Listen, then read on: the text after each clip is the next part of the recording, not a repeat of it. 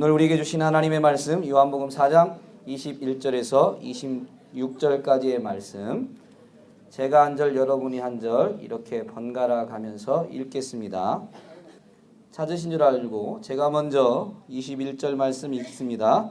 예수께서 이르시되 여자여 내 말을 믿으라. 이 산에서도 말고 예루살렘에서도 말고 너희가 아버지께 예배할 때가 이르리라.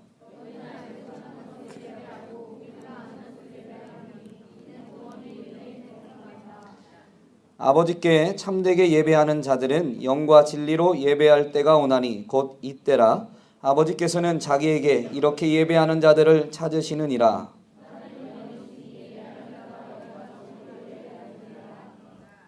여자가 이르되 메시아 곧 그리스도라 하는 이가 오실 줄을 내가 아노니 그가 오시면 모든 것을 우리에게 알려주시리이다.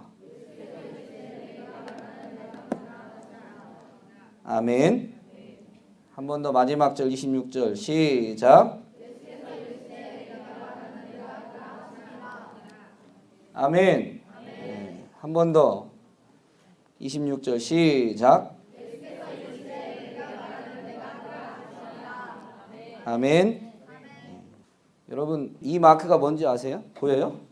이걸 보고 KS 마크라고 합니다. KS 마크. KS가 뭐냐면 Korean Industrial Standard라고 합니다. 한국 산업 규격, 한국 공업 규격. 그래서 공산품들 중에 이 법이 제정한 기준을 통과해야 이 마크를 찍을 수가 있어요. 이 마크를 그래서 찍으면 기준을 통과한 좋은 제품입니다 라는 의미입니다. 물건 하나 만드는데도 이런 기준이 있고 이런 마크를, 공장에서 만드는 물건 하나가 이런 마크를 통해서 좋은 제품이라고 인정받습니다. 많은 회사에서 인재를 등용할 때도 기준이라는 게 있죠. 그 서류부터 어떤 자격이 되는 사람만 어느 회사에 지원할 수가 있습니다. 그 회사가 정한 기준을 갖춘, 자격을 갖춘 사람만 지원하게 되죠. 여러분, 우리가 드리는 이 예배에도 기준이 있습니다. 그래서 어떤 예배는 하나님이 받으시고 어떤 예배는 하나님이 받지 않으십니다. 기준을 통과해야 돼요. 기준을 넘어서야 그 예배를 하나님이 받으시는 겁니다. 여러분 여기 이 자리에 왔는데 많은 친구들이 있는데 하나님이 정한 기준에 합당하지 않으면, 그 기준을 통과하지 않으면 하나님이 그 예배를 받으시지 않는다는 거죠. 오늘 요한복음 4장을 사실은 깊이 묵상해야 되는데 간단하게 짚고 넘어가겠습니다. 21절부터 굳이 읽은 이유는 21절에 보니까 예수님이 여자에게 말씀하신다는 표현이 있기 때문에 그랬습니다. 근데 요한복음 4장은 예수님이 사마리아 여인에게 우물가에서 말을 거시면서 대화를 나누시고, 그리고 그 중에 일부분이 지금 읽은 21절에서 26절의 말씀입니다. 하나님이 찾으시는 예배, 어떤 예배예요? 23절에 나와 있는데 하나님이 찾으시는 예배, 하나님이 어떤 예배를 받으신다는 얘기예요. 하나님이 정한 기준이 있어요. 그게 뭐예요? 어떻게 드리는 예배? 영과 진리로 드리는 예배. 그러면 누가 영과 진리로 예배 드릴 수 있을까요? 누구나 드릴 수 있습니다. 누구나 드릴 수 있는데 누구나 드리진 않아요. 하나님이 예수님과의 대화를 나누는 사람이 누군지를 통해서 어떤 사람이 과연 그런 자격을 갖추느냐 나타내 보이시는데 사람에게 자격을 제한하지 않으셨습니다. 여러분 예수님은 유대인이십니다. 그리고 당시에 많은 사람들은 예수님을 랍비로 알았습니다. 그러면 예수님을 사람들이 아는 대로 설명을 하면 유대인 랍비입니다. 그런데 유대인인 이 랍비인 유대인이 지금 사마리아 지역에 들어온 것도 이상한 일이고, 그런데 거기에서 여자와 말을 거는 것은 더욱 이상한 일입니다. 고대 사회에서 남자는 공개적인 장소, 이 길거리 같은 이런 공적 장소에서 여자와 말을 걸지 않습니다. 더군다나 개인적으로 말을 거는 경우가 없습니다.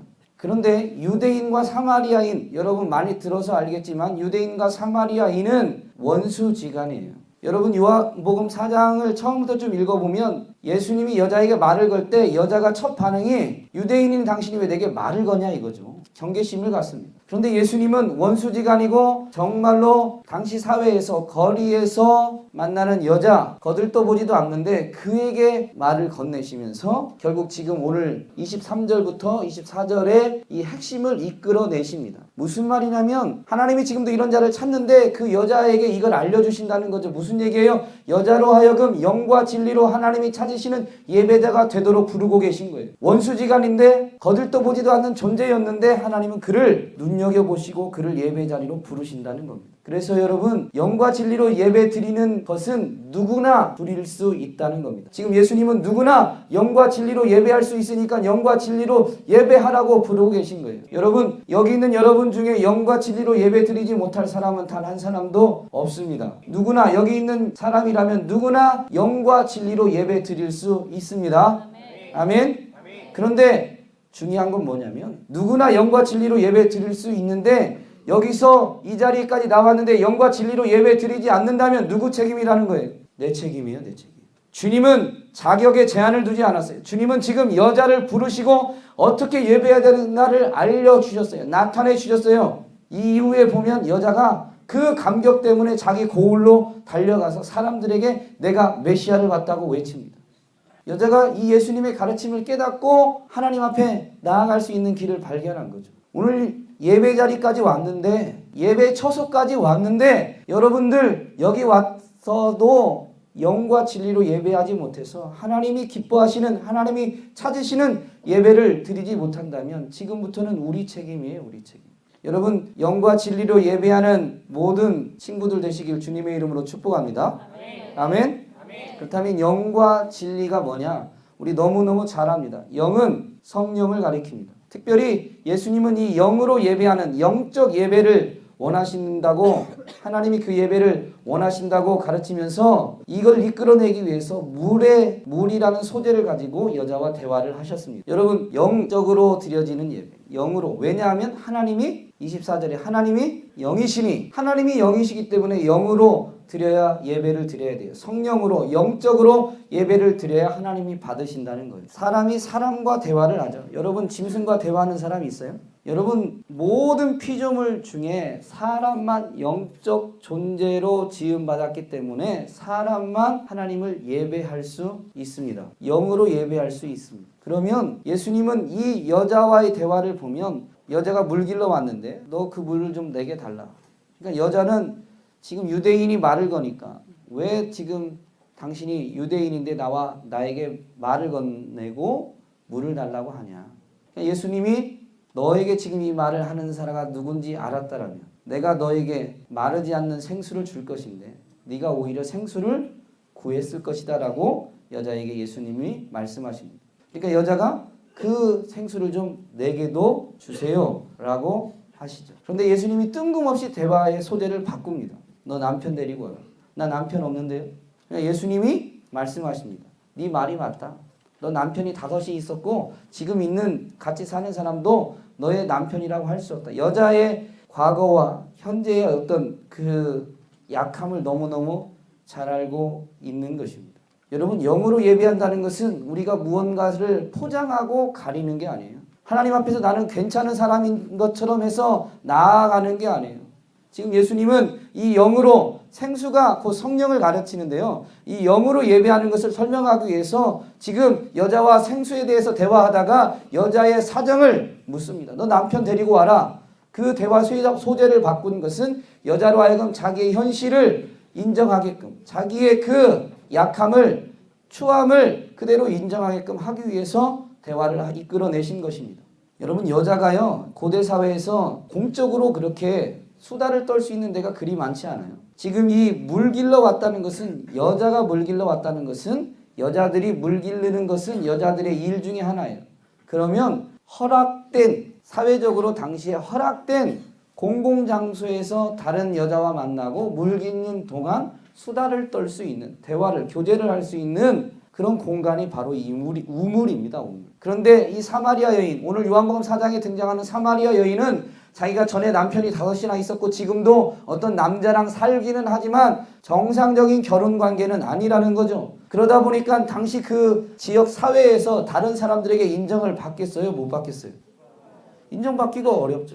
그러다 보니까 제6시, 오늘날로 치면 12시입니다. 낮 12시. 여러분 사막지대에서 낮 12시에 물길로 온다는 게 만만할까요?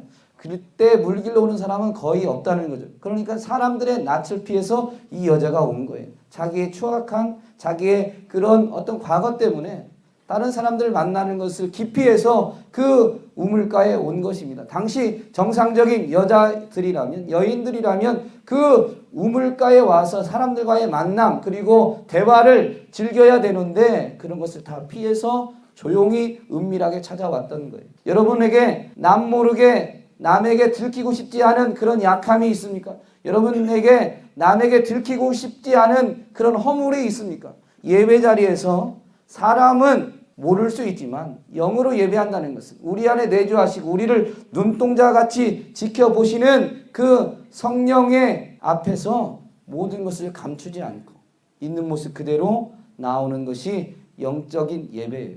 아멘?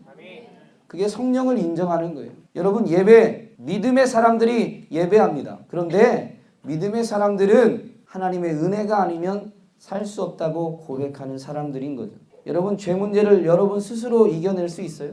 모든 사람이 다 죄인이라고 성경이 우리에게 가르쳐줬는데 여러분이 여러분의 노력으로 힘으로 죄 문제 해결할 수 있어요? 아니죠. 오직 죄는 예수 그리스도를 통해서만 해결받습니다. 그래서 그분의 은혜만이 내게 절대적으로 필요합니다. 내 노력, 내 힘으로 되지 않습니다. 라고 고백하는 자들이 예배하는 거예요. 그런데 여러분 나는 괜찮은 척, 지금 친구 앞에서 나는 괜찮은 척 할 수 있어요. 그러나 그것이 하나님 앞에서는 결코 그렇게 해서는 안 되는 것입니다. 여러분 그래서 내가 남이 알 수 없는 아픔이 있어서 남 앞에서 눈물을 흘릴 수 없을 때 하나님 앞에서 우셔야 되는 거예요. 하나님 나 이것 때문에 너무너무 힘들어요. 학교 가면 친구들이 날 왕따 시키는데 어디 가서 하소연할 데도 없어요. 여러분 솔직한 것 그대로. 지금 내가 당하는 모든 아픔, 모든 연약함, 여러분 가정의 친구, 절친이라고 말하는 친구에게조차도 말할 수 없는 그런 내 가족의 아픔들. 우리 엄마 아빠가 너무너무 싸우면서 이러다가는 엄마 아빠의 사이에 무슨 일이 생길 것 같아요. 이런 위기 상황에 집에 들어가기도 싫어요. 그렇다고 여러분 집에 안 들어가고 어디 가서 그 문제를 해결할 거예요. 해결할 생각조차 못하고 있진 않습니까? 너무 힘들어서 하나님 앞에 오셔야 돼요. 하나님 앞에 오셔야 돼요. 하나님 앞에 나아오셔야 돼요. 인생의 모든 문제는 죄 때문에 생긴 겁니다. 왜 싸움이 생기는 거예요? 싸우라고 가르치거나 교육한 데가 없습니다. 인간 사회에 싸우라고 다투라고 교육하지 않아요. 그런데도 불구하고 교육을 잘 받은 장년들, 성인이라고 어른이라고 말하는 분들조차도 여전히 싸우고 여전히 다투고 그렇게 지냅니다. 왜 그렇습니까? 죄 때문에 그런 거예요. 예수 그리스도가 아니면 그 문제 해결되지 않아요. 우리 엄마 아빠 교회 다니는데요. 교회 다닌다고 예수님을 온전히 믿고 있고 예수 믿는 믿음으로 삶을 승리하고 있는 거라고 말할 수 없죠. 교회를 20년, 30년 다녔다고 해서 정말로 믿음으로 삶을 승리하고 있다고 말할 수 없다는 거예요. 여러분 교회는 죄인들의 집합 장소입니다.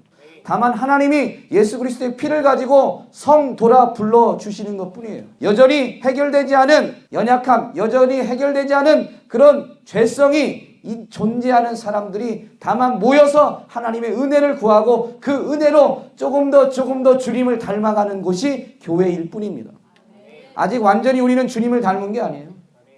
그래서 교회를 다니고 있어도 여전히 우리 부모님은 싸울 수 있습니다. 그래서 주님이 더 필요한 거예요. 여러분 교회에 오면 올수록 예수님을 알면 알수록 더 그분을 간절히 찾게 되어 있습니다. 그것이 공적으로 모인 데서 표현되는 게 바로 이 예배라는 거예요. 그분 앞에 감출 것이 단 하나도 없습니다. 이게 영으로 예배하는 거예요. 영과 진리인데 진리는 누구냐? 바로 예수 그리스도입니다. 요한복음 14장 6절에서 뭐라고 말씀하세요? 내가 곧 길이요 진리요 생명이니 나로 말미암지 않고는 아버지께로 올 자가 있다 없다? 없다. 여러분 영과 진리로 예배하는데 그 진리는 바로 예수 그리스도입니다. 예수님이 친히 말씀하시기를 내가 곧 길이요 진리요 생명이니 나로 말미암지 않고는 아버지께로 올 자가 없느니라 하셨습니다. 여러분 오늘 지금 영과 진리로 예배하는데 누구한테 예배하는 거예요? 하나님 아버지께. 아버지께서는 이렇게 예배하는 자들을 찾고 계신다는 거예요. 그러면 우리가 영과 진리로 예배하는 그 예배의 대상은 누구예요? 하나님. 하나님 아버지께 우리가 예배하는데 예수 그리스도를 통하지 않고는 그분 앞에, 하나님 아버지 앞에 나아갈 수 없다잖아요. 영과 진리로 예배해야 되는 이유는 예배의 대상이신 그 하나님 앞에 나아갈 수 있는 길이 예수 그리스도, 진리이신 예수 그리스도 외에는 없기 때문에 여러분, 영과 진리로 예배하는 예배가 아니라면 그것은 하나님이 받으시는 예배가 아닙니다. 진리는 예수 그리스도다. 이것이 영과 진리로 예배할 때가 지금 요한복음 4장에서 말하는 겁니다. 지금 그 때가 이루어졌어요? 아직 안 이루어졌어요? 아버지께 예배할 자들은 이렇게 영과 진리로 예배할 때가 오나니 라고 되어 있습니다. 자, 요한복음 4장 23절 24절 한번 읽습니다. 자, 시작. 하나님은 영이시니 예배하는 자가 영과 진리로 예배할지니라. 23절에 보면 아버지께 참되게 예배하는 자들은 영과 진리로 예배할 때가 오나니 라고 되어 있습니다. 왔다 안 왔다? 아직 안 온 거예요. 지금 이 본문 말씀대로 하면 여인과의 대화를 보면 그때는 아직 영과 진리로 예배할 때가 오지 않았어요. 예수님의 메시아 되심이, 예수님이 그리스도이심이, 그리스도의 사역을 완성한 때가 언제예요? 언제예요? 십자가와 부활이 예수가 메시아이심을 완성한 거예요. 예수는 메시아로 이 땅에 오셨지만 이 땅에 오신 이유가, 목적이 뭐라고요? 죄인된 저와 여러분을 대신해서 죽으시는 거였어요. 대신 죽으시고 죽은 것으로 끝나는 것이 아니라 우리의 부활을 위해서 그분이 먼저 부활하셨다는 거죠. 그래서 그분의 십자가와 부활이 그분의 메시아 되심의 완성입니다. 여러분, 예수님이 아직 십자가에 달려 죽으셨어요? 안 죽으셨어요? 지금 요한복음 4장의 시점에서 아직 아니에요. 그래서 영과 진리로 예배할 때가 아직은 오지 않았지만 예수 그리스도께서 십자가에서 죽으시고 부활하시면 영과 진리로 예배할 때가 온다. 여러분, 예수님이 죽으시고 부활하셔서 하나님 나라에 올라가셨습니다. 하나님 보좌 우편에 앉으셨습니다. 그리고 요한복음 14장에서 약속하신 대로 성령을 보내주셨어요. 그래서 오늘 이 시대에는 예수님이 죽으시고 부활하신 이후에 그 세대들은 영으로 예배할 수 있게 되어진 것입니다. 그리고 예수님이 길이 되셔서 하나님의 보좌 앞에 나아가셨기 때문에 그분의 대속하심의 은혜로 그분이 길을 열어주심으로 인해서 오늘 저와 여러분이 예수 그리스도의 이름으로 하나님 앞에 나아갈 수 있게 된 것입니다. 여러분, 우리의 예배는 예수 그리스도의 이름으로 드려질 때 하나님 앞에 나아가는 거예요. 그러면 한번 물읍시다. 예수님이 제자들에게 누구든지 나를 따라오려거든 어떻게 하라고요? 자기 십자가를 지고. 예수님의 십자가를 지라고 하시진 않았지만 자기 십자가를 지고 나를 따라오라고 그랬어요. 여러분의 십자가가 뭐예요? 여러분의 십자가가 뭐예요? 예수님은 십자가에 죽으시는 것이 이 땅에 오신 목적이었습니다. 그분의 사명이죠. 여러분의 십자가는 뭐예요? 여러분의 사명은 뭐예요? 아직 잘 모르겠어요? 지금 여러분의 신분이 뭐예요? 지금 학생. 그럼 지금 여러분이 해야 될 일이 뭐예요? 그러면 여러분의 지금의 사명은 뭐예요? 공부. 여러분 잘 들으세요. 중요한 원리인데 학생 때 공부를 열심히 하지 않으면 6일 동안 공부를 열심히 하지 않는 사람은 제7일에 생명 주신 날, 복 주신 이날 하나님으로부터 부어지는 생명과 복을 받는 예배를 드릴 수가 없는 거예요. 아멘. 그리고 이 예배에 승리하지 않으면 다시 삶의 현장에 가서 사명을 감당할 수 없는 것입니다. 여러분, 6일의 삶과 주일의 삶은 구분되어지긴 하지만 나뉘어진 건 아니에요. 구별된 날이지만 그게 분리된 건 아니라고요. 우리는 6일을 살고 7일에도 주님 앞에 나와 주일을 지키고 다시 6일을 살아가는 거예요. 누구의 이름으로? 예수님의 이름으로. 공부해서 내가 출세하려고 할 때 예수님의 이름이 빠지면 공부는 거룩한 일이 아니지만 예배 자리에서 내게 주신 사명을 바로 깨닫고 예수님의 이름으로 삶의 현장에 가서 내게 맡겨준 그 일을 열심히 할 때, 공부에 최선을 다할 때, 예수님의 이름으로 예수 그리스도를 위해서 공부할 때 그 공부는 삶의 현장에서 드려지는 예배와 같습니다. 로마서 12장 1절에 보면 영으로 드리는 영적 예배를 바울이 이렇게 요약합니다. 그러므로 형제들아, 내가 하나님의 모든 자비하심으로 너희에게 권면하노니 너희에게 지금 강조하는데 너희 몸을 하나님이 기뻐하시는 거룩한 산 제사로 드려라. 여러분의 몸을 복종시키라 이거예요. 제물로 하나님 앞에 제사 예배하라 이거예요. 여러분의 몸을 하나님의 말씀 앞에 순종시킴으로 인해서 여러분이 하고 싶은 대로 여러분의 욕심대로 사는 것이 아니라 여러분의 몸을 하나님의 말씀 앞에 복종시킴으로 인해서 여러분의 드려야 될 그 삶을 하나님 앞에 드리라는 거예요. 이것이 너희가 드릴 영적 예배니라라는 것입니다. 여러분, 말로 할 수 있어요. 내 마음속에서 상상 속에 할 수 있어요. 그런 거 필요합니다. 우리가 마음을 다하고 우리의 성품을 다해서 하나님을 사랑해야 되는 거 맞습니다. 그러나 그렇다면 몸을 다해서 우리의 힘을 다해서 그분 앞에 예배하는 것, 그게 진정한 영적 예배인 줄로 믿습니다. 왜냐하면 우리의 몸은 하나님의 영이 거하는 성전이기 때문에 그렇습니다. 여러분, 우리 안에 지금 누가 거하신다고요? 성령, 하나님의 영, 성령이 거하실. 너희는 너희 안에 성령이 거하시는 줄을 알지 못하느냐. 여러분 안에 성령이 거하십니다. 예수님을 그리스도로 구주로 영접했다면 성령이 지금 우리 안에 거하신다는 거죠. 그러면 그 성령과 더불어서 우리가 하나님을 예배할 때 우리 안에 거하시는 성령이, 야, 찬양 시간인데 우성원 선생님이 저렇게 힘주어서 찬양의 자리에 초청하는데 어떻게 찬양해야 되겠니? 여러분, 뭐가 영적으로 하는 거예요? 뭐가 영적으로 하는 거예요? 몸을 쳐 복종시키는 거예요. 찬양 시간에 와서 여러분 입술을 벌려서 소리를 내서 이왕이면 큰 소리로 하라고 하면 큰 소리로 찬양을 따라 부르는 것, 그러면서 내 마음을 담아서 그 찬양의 가사에 내 중심의 고백을 실어 하나님 앞에 드리는 게 영적 예배예요. 말씀을 듣는데 고개 쳐박고 자는 게 예배가 아니라, 기도할 때 대표 기도자가 말이 좀 어눌하고 대표 기도자가 말을 잘하고 그래서 말 잘할 때는 귀를 쫑긋 기울이고 말이 어눌하면 귀를 닫고 친구와 잡담하는 게 영적 예배가 아니라, 대표 기도자가 어떤 언어로 어떻게 기도의 언어를 표현하든지 그 언어에 내 마음을 같이 실어서 하나님 앞에 기도하기 위해서 대표 기도자의 기도 소리에 귀를 기울이고 대표 기도자의 기도의 그 음성에 내가 함께 내 마음을 담아서 아멘 하면서 내가 내 마음으로 내 몸으로 하나님 앞에 함께 기도할 때에 여러분, 그 기도가 영적 예배입니다.